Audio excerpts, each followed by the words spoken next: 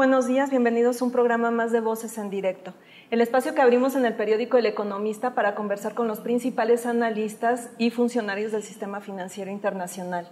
En esta ocasión tenemos la oportunidad de conversar con Sebastián Brioso, quien es gerente analítico y director senior de calificaciones soberanas para América Latina en la calificadora Standard & Poor's, que como saben recientemente cambió su perspectiva de calificación para México de negativa a estable.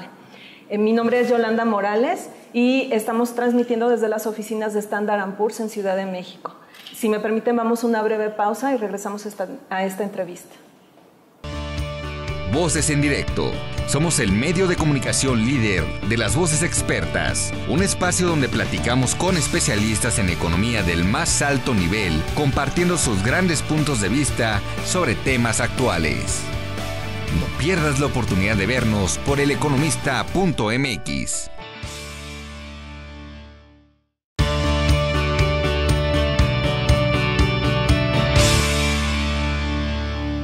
Pues como les decía, estamos transmitiendo desde las oficinas de Standard & Poor's México porque vamos a platicar con el gerente analítico y director senior de calificaciones soberanas para América Latina en la calificadora, Sebastián Brioso. Señor Brioso, muy buenos días, bienvenido al programa. Un placer recibirlos aquí, muchas gracias por la invitación. Pues el objetivo de esta conversación es que nos platiquen cómo se dio este cambio en la perspectiva de calificación para México y qué es lo que significa. Claro, bueno, perfecto. Mira, el año pasado, el 22 de agosto, cuando pusimos la perspectiva negativa, lo que indicábamos para esta calificación triple B+, es que veíamos que el perfil de la deuda venía mostrando aumentos muy lentos, pero graduales y continuos a lo largo del tiempo, ¿no? Entonces, si uno mira 10 años atrás, esta deuda aumentó en cerca de 20 puntos porcentuales del PIB, que es mucho. Y nos preocupaba esa tendencia hacia adelante. Obviamente no era una preocupación respecto a potenciales crisis ni nada, simplemente que el aumento de deuda imponía restricciones a la política macroeconómica hacia adelante. Y lo que hemos visto ahora es que a lo largo de ese periodo México enfrentó shocks externos muy serios, como las elecciones de Estados Unidos, la incertidumbre que conllevó esto, más depreciación del tipo de cambio, una economía manufacturera en Estados Unidos que no ayudó a la economía de México como ayudaba antes. Y la combinación de dos cosas posibilitan este retorno a estable. Por un lado, el gobierno ha tomado medidas muy serias respecto a la consolidación fiscal. Esto ha apuntalado esto de estabilizar la deuda. Y por otro lado, en este contexto medianamente adverso, la economía en México ha reaccionado muy favorablemente, ¿no? Con aumentos en el consumo, algo de aumento en la inversión, aumento en el empleo formal, lo que muestra cierta resiliencia, cierta flexibilidad de la economía de México para enfrentar estos shocks externos. Ajá. También nos llama la atención que dieran este anuncio, que informaran de este cambio en la perspectiva de calificación de México, un día después o el mismo día que Estados Unidos presenta los objetivos que tiene para la renegociación del Tratado de Libre Comercio. ¿Tuvo algo que ver también este anuncio? No puntualmente, simplemente refuerza una visión que tenemos, que es nuestro escenario base, de que más allá de las turbulencias, la incertidumbre que hubo en estos últimos meses, nosotros esperamos que la renegociación del Telecam se dé de forma satisfactoria. Este anuncio en algún modo refuerza esta idea, pero no disparó en sí mismo, no jugó un rol fundamental en esto. Pero básicamente nosotros pensamos que el riesgo que hubo en algún momento, los últimos 6 meses, 7 meses, de que hubiera cambios más adversos al tratado, hoy se ha minimizado prácticamente. No es cero, pero es mucho más manejable y eso también facilita proyectar la economía de México en el mediano plazo. Ok. Señor Brioso, ¿nos puede hacer favor de platicarnos, pues de una manera muy sencilla, si se puede, qué significa que México tenga una calificación, grado de inversión triple B+, y qué significa la perspectiva estable, por favor? Bueno, tratar de hacerlo lo más breve, pero para que se entienda, digamos, en los 80, en los 70, 80, cuando los países se endeudaban básicamente con bancos comerciales y no con el sistema de bonos, ese análisis crediticio lo hacía la misma entidad bancaria que le prestaba a México. Cuando en los 90 prácticamente, cuando empezaron los mercados emergentes y países como México empezaron a acceder al mercado internacional de capitales, esto es, a financiarse a través de la emisión de bonos, esto se atomiza. digamos, y se amplía muchísimo la cantidad de inversores que pueden comprar bonos de un país como México. Entonces, esta tarea de análisis crediticio es la que hacen las calificadoras, como la nuestra. Entonces, hay un piso importante que es el que mencionás, que es grado de inversión. México tiene una calificación 3 escalones por encima, y lo que hace esto es le da más seguridad al inversionista respecto a la posibilidad, digamos, cuál es el riesgo de que cobre o no su inversión inicial, ¿no? Y lo que pasa generalmente con países que pasan de grado de especulativo, que es BBB menos para abajo, a grado de inversión, es que se amplía de forma muy significativa la cantidad de inversionistas que pueden acceder a esos bonos, porque muchos de los fondos internacionales en Asia, Europa, Estados Unidos tienen limitantes internas que les imposibilita invertir en bonos que son grado especulativo. Entonces, cuando un país, un gobierno, una empresa, un banco cae por debajo del grado especulativo, cae por debajo de ese BBB menos, se le limita bastante su población para financiarse, y lo que hace que termina impactando las tasas, ¿no? Entonces, México es un buen caso en ese sentido, donde muestra, cuando se dio esa transición ya hace muchos años, cómo se amplió, y hoy México es uno de los países que más diversidad tiene en sus inversionistas, siempre hablando de inversión en deuda de gobierno, ¿no? Y esos inversionistas, en el caso de México, no solo compran los bonos que México emite en el mercado internacional, que emite en Asia, en Europa, sino que esos inversionistas también compran en México los bonos que el gobierno emite en pesos en el mercado mexicano. Ok. Y cuando la perspectiva cambia, que la perspectiva cambió a negativa el año pasado, ¿no? Claro. En agosto. Sí, fue en agosto, ¿no? Sí, 23, en agosto. De agosto. Cuando cambia la perspectiva, ¿cuál es la señal que se emite a los mercados? Nosotros tenemos la calificación, niveles de calificación, y como sabés, tenemos la perspectiva. Y esto lo que indica es hacia dónde nosotros vemos riesgos de que pueda haber modificaciones en la calificación. Una perspectiva negativa indica que hay cerca de 1 tercio de probabilidad de que la calificación baje hacia adelante, y una perspectiva estable como la que tenemos ahora muestra que los riesgos de suba y baja se encuentran equilibrados. Nosotros no vemos en un tiempo aproximado de 18 meses, entre 18 y 24 meses, que pueda haber cambios en la calificación. Ajá. Muy bien. Señor, me están diciendo que nos vamos a ir a un breve corte. Si me permite, vamos a regresar a esta conversación. Por favor. ¿Sí? Y ustedes no se me vayan, regresamos con esta entrevista. El Economista. Ofrecemos un panorama de los indicadores económicos que mueven la economía nacional y mundial, así como balances estadísticos de las acciones en la Bolsa Mexicana de Valores y las principales bolsas del mundo. Somos el periódico líder gracias a que orientamos a nuestro público con las principales noticias de economía, finanzas y negocios de México. Asesórate oportunamente y toma las mejores decisiones.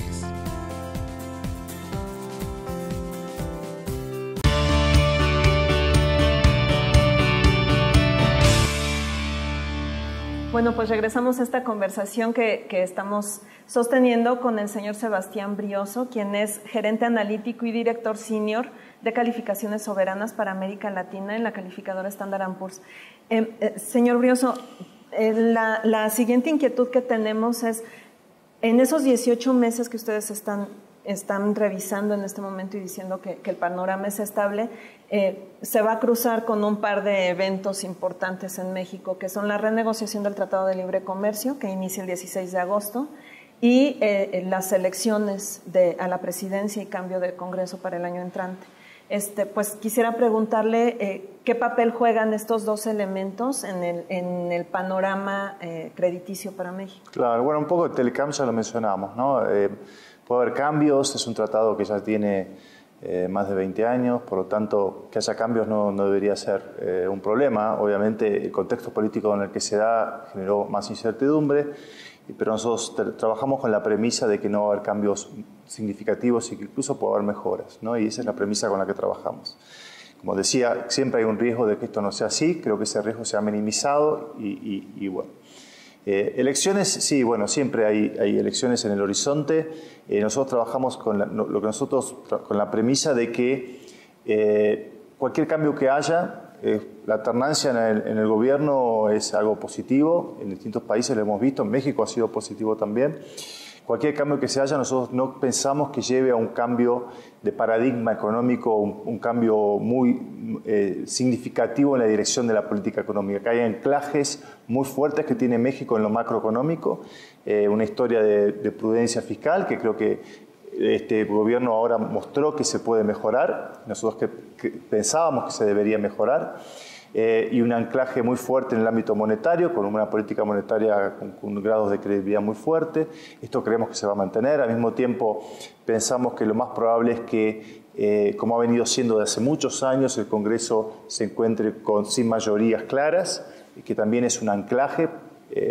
Y de vuelta, no vemos como en otros países quizás hubo candidatos antisistémicos que pueden cambiar este paradigma que yo acabo de describir. Obviamente, depende de quién gane, puede haber cambios de sesgo en algunas políticas y otras, pero en términos generales no creemos que esta infraestructura que fue tan importante para México en tanto a mantener su estabilidad económica cambie.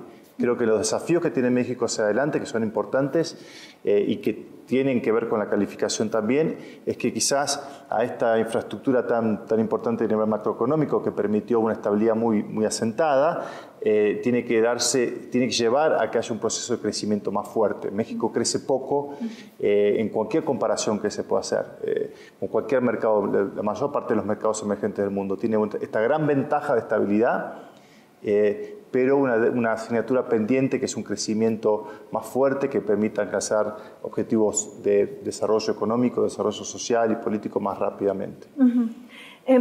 Señor, usted mencionaba que en cualquiera de los escenarios que pudieran presentarse como en el resultado electoral, pues ven que habría consistencia en las políticas macroeconómicas. Algunos analistas internacionales pues sí ven con un poco de temor la posibilidad de que llegue pues Andrés Manuel López Obrador a la presidencia, porque él no ha sido como muy amigable o muy coincidente con los parámetros de la reforma energética, sobre todo. Incluso ustedes están tomando en cuenta la posibilidad de que él gane, porque incluso en las encuestas él lleva la delantera sobre los aspirantes a la presidencia. No, por supuesto. Nosotros obviamente es parte fundamental de nuestro trabajo seguir las encuestas, trazar distintos escenarios de lo que puede darse políticamente. Mira, nosotros calificamos cerca de 140 países en el mundo. Esos países en el mundo tienen gobiernos de derecha, de izquierda, de centro, digamos, y estamos acostumbrados a trabajar con distintos lineamientos de política económica. Acá lo importante para nosotros son cuáles son las medidas que se toman, en qué medida se respetan algunos parámetros fundamentales, que son estos que yo te había mencionado antes, respecto a qué rol tiene la política monetaria, qué rol tiene la política fiscal. Obviamente, y digamos, si ese es el escenario que se da, digamos, también es un partido, son gobernantes, son personas que han tenido experiencia política también. Nosotros hemos observado la experiencia de ejecución de política pública que han tenido. Digamos, no son candidatos antisistémicos, no son candidatos que vienen de fuera del sistema a modificar la estructura básica de la política o de la económica de un país. Al final del día dependerá de cuál es la agenda y cómo se implementa esa agenda. Pero, digamos, somos muy abiertos en el sentido de ver, de esperar qué se puede dar. Digamos, como te decía antes, estamos acostumbrados a trabajar con gobiernos de distinto perfil ideológico o político, así que eso no debería ser un problema. Muy bien. Pues si me permiten, nos vamos a ir a una última pausa de esta conversación y pues seguimos transmitiendo desde las oficinas de Standard & Poor's en la Ciudad de México. Vamos a una pausa y regresamos. Síguenos en nuestras redes sociales, en Facebook eleconomista.mx, Twitter @eleconomista y YouTube Video El Economista. En un momento continuamos.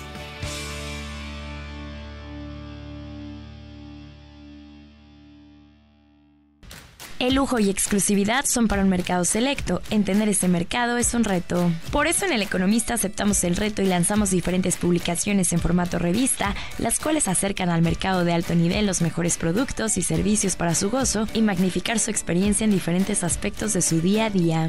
Hologear es la revista más completa del mundo de alta relojería, donde te ofrecen los modelos más exclusivos del mercado, las ferias de relojería más importantes a nivel global, con contenidos de alto valor editorial, artículos, entrevistas, novedades, marcas y toda la pasión por los relojes más atractivos y exclusivos.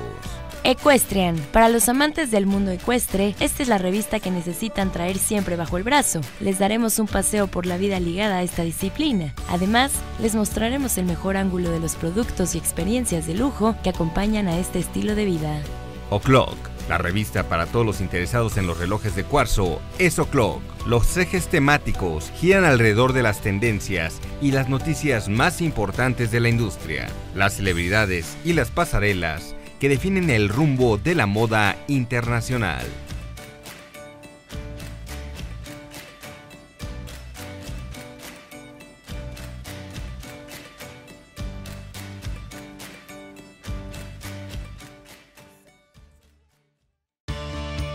Voces en Directo.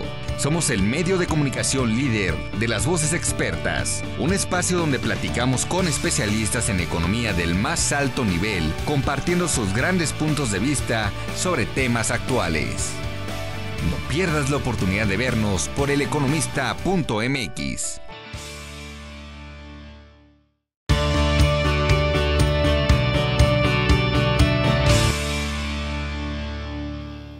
Regresamos a esta última parte de la conversación con Sebastián Brioso, gerente analítico y director senior de calificaciones soberanas para América Latina en Standard & Poor's. Señor Brioso, de la mano de este cambio en la perspectiva del soberano mexicano, de la calificación de México, ustedes también mejoraron la perspectiva, la cambiaron de negativa a positiva de las empresas paraestatales de Pemex y CFE. Quisiera preguntarle si nos puede platicar un poco cuál es el fundamento de este cambio para esas empresas. Mira, nosotros tenemos una visión sobre el relacionamiento del gobierno mexicano con esas empresas que quizás es diferente a algunos otros que hay en el mercado. Nosotros las tendemos a mirar de forma conjunta, ¿no? Entonces, esta mejora en la perspectiva de Pemex o de CFE no tienen que ver necesariamente con las medidas propias de la empresa, sino al soberano estar más sólido, la capacidad de apoyo que tiene el soberano de esas empresas mejora también. Ahora, habiendo dicho eso, obviamente el proceso de reformas en Pemex particularmente es un factor importante en nuestro análisis del soberano. Entonces nosotros no separamos en esta visión Pemex soberano, pero sí es fundamental para el desarrollo de la política de hidrocarburos en el mediano plazo, para el desarrollo fiscal de México en el corto a mediano plazo también, es fundamental tener una Pemex más sólida en sus fundamentos. Así que claramente vemos con agrado las políticas que se han venido llevando ahí en Pemex recientemente y creemos que van en la dirección correcta y que después de algún tiempo parecen tener más apoyo político para ir más profundamente en los cambios que hay que hacer. Así que hacia adelante, obviamente, la continuación de esos cambios son importantes para la calificación de Pemex y para la calificación del gobierno mexicano. Ok. Señor, también preguntarle, México está transitando por un periodo de inflación, el más alto en varios años, y el Banco Central ha tenido que pues, participar para tratar de limitar, de acotar este crecimiento, ¿no?, de los precios generales. Quisiera preguntarle si ustedes están viendo que la política monetaria puede generar algún tipo de límite para el crecimiento de la economía cuando ustedes mismos están comentándonos que es un crecimiento pues bajo. Sí, mira, creo que una de las grandes fortalezas que ha mostrado México recientemente es la fortaleza que ha tenido su política monetaria política y efecto que ha tenido el tipo de cambio, la tasa de cambio. Obviamente a nadie le gusta ver cómo la tasa de cambio se mueve tan rápidamente y de repente se va de 13 en un par de años a 21, vuelve, pero esto ha facilitado muchísimo la vida de la economía mexicana en cierto modo, porque ese tipo de cambio es el que absorbe gran parte de la incertidumbre que hay en el mundo, la volatilidad que hay en el mundo y mitiga el impacto sobre la economía local. La parte negativa de eso que estamos viendo que es muy positivo para México es que, bueno, obviamente con el tipo de cambio que se ha depreciado tan fuertemente hay impacto sobre inflación, hay otras cuestiones también, pero nosotros no vemos que esto modifique totalmente este anclaje inflacionario tan fuerte que ha tenido México con esta credibilidad de sus políticas y demás. Así que eso lo vemos como algo positivo. No más allá del aumento de la inflación en el corto plazo, que obviamente tiene impactos en el poder adquisitivo de la gente, no es algo bueno, pero vemos que esto va a tender a moderarse a lo largo del tiempo. Y creo que se abre una oportunidad adicional para México en su estructura macroeconómica, porque si bien a lo largo de la historia tiene una política monetaria muy sólida, un banco central con muy buena reputación, el poder de fuego de esa política era muy limitado, porque el nivel de intermediación financiera en México era muy bajo. El nivel de préstamos, de créditos que hay en la economía como un todo es muy baja en relación al PIB, en comparación con la mayor parte de los países que comparamos, ¿no? Y esto ha venido creciendo más fuertemente, de forma controlada, bastante controlada en el sentido de sin riesgos, y esto posibilita que la política monetaria hacia adelante sea un factor dinamizador más grande de la actividad económica de lo que ha sido hasta entonces. Así que ahí es otra de las cuestiones positivas que estamos viendo. Señor, y una última pregunta, ya que está hablando de la credibilidad del Banco Central, pues sí tengo que preguntarle. Como sabe, en noviembre el gobernador del Banco de México, Agustín Carstens, deja su cargo, y mucha de la credibilidad que tiene el Banco de México de pronto se le adjudica a un solo hombre. Quisiera preguntarle si su salida y el relevo que pudiera haber puede ser también un factor de riesgo o un factor de observación para el seguimiento de la estabilidad de México. No lo creemos. Obviamente siempre es difícil contestar esta pregunta, porque uno si dice que Carstens no es tan importante hablar más de Carstens, cuando en realidad es importante y ha hecho un gran trabajo, pero creo que el gran trabajo que ha hecho Carstens ha apuntalado esta reputación institucional que tiene Banxico, ¿no? El Banco de México. Y esto ha venido ya de años, no ha sido solamente con Agustín Carstens, así. Obviamente es un macroeconomista, un hacedor de política muy importante, pero creo que ya se ha desarrollado un nivel de fortaleza institucional en el Banco de México, y esto, volviendo a tus preguntas anteriores, es interesante, digamos, y nadie en México discute esto, ningún partido está discutiendo esto de forma sistemática, digamos. La independencia del Banco de México, la importancia que tiene el Banco de México en esto de garantizar precios, estabilidad monetaria, precios controlados, precios, digamos, inflación controlada. Así que creo que esto es una de las grandes fortalezas que tiene México y obviamente no depende de una sola persona y eso creo que es uno de los factores importantes. Señor, perdón, una última pregunta ahora sí. Es que uno de los candidatos más fuertes a quedarse en Banco de México, que está manejando el mercado, es el secretario de Hacienda, José Antonio Meade.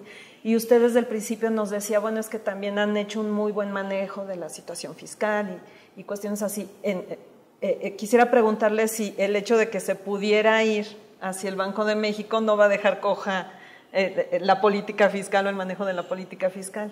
Y mira, nosotros tratamos siempre de no hablar de una persona en particular. Creo que en el caso de México, que ya tiene muchos años de esta estabilidad macroeconómica, fortaleza macroeconómica, esa es una de las ventajas, ¿no? Digamos, en países donde nosotros vemos que se depende mucho de una persona, son casos donde son más vulnerables, porque ¿qué pasa si esa persona se va? Creo que México ha tenido a lo largo del tiempo, tanto en Hacienda como en Banco de México, muy buenos funcionarios y eso es tiene alternancia en buenos funcionarios. Así que más allá de los buenos funcionarios que ha tenido recientemente, creo que siempre hay posibilidad de que esto se mantenga y lo importante para nosotros, de vuelta, el que haya buenos funcionarios facilita las cosas, por supuesto, pero no depende de una persona en ningún momento, ¿no? Depende del marco institucional que permite que esas personas puedan, cuando están ahí en ese cargo, puedan tomar las decisiones importantes que hay que tomar. Muy bien. Pues, señor Brioso, le agradezco mucho esta conversación. Un placer. Gracias por haber estado con nosotros. Hasta luego. Y gracias a ustedes también por habernos acompañado a este programa de Voces en Directo. Recuerden que pueden ver las emisiones anteriores en la página del periódico. Mi nombre es Yolanda Morales y nos vemos pronto.